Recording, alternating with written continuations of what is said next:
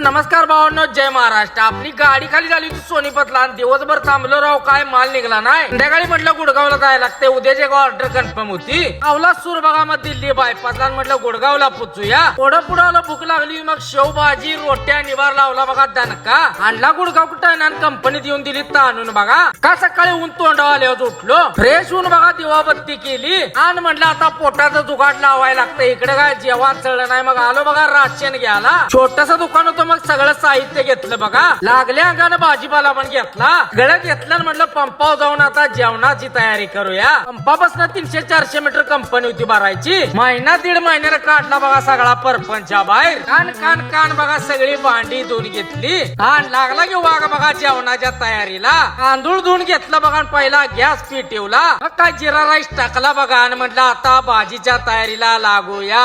वावर आणि वाटाण्याची भाजी करायचं ठरलं बघा। 10 मिनिटात आपला भात शिजून रेडी झाला बघा। वर इकडे सुरीनं कांद्याचा केला बघा मर्डर। कसा आहे वर वाटाणा कांदा टमाटा कापून घेतला बघा। सिस्टम पार देंगे। कढाई ठेवली बघा, गॅसवर भाजी तयार चालू केली, तेल टाकलं, जिरं बिरं टाकून घेतलं, सगळं एकदम मिक्स वेज करून शेंगदाण्याचं कूट टाकून भाजी केली बघा रेडी। कसा आहे दणका, सगळा परपंच इस काढला होता बघा गाडी। ओन लावून घेतलं, सगळं टापटीप केलं, सगळं ओके झाल्यावर खावण्या म्हणला आता फ्रेश हवा घेऊया बाहेर जरा येऊन। भाजीला कसा कट आलाय बघा की नाद खोळा। जिरा राईस बी खतरनाक झाला होता।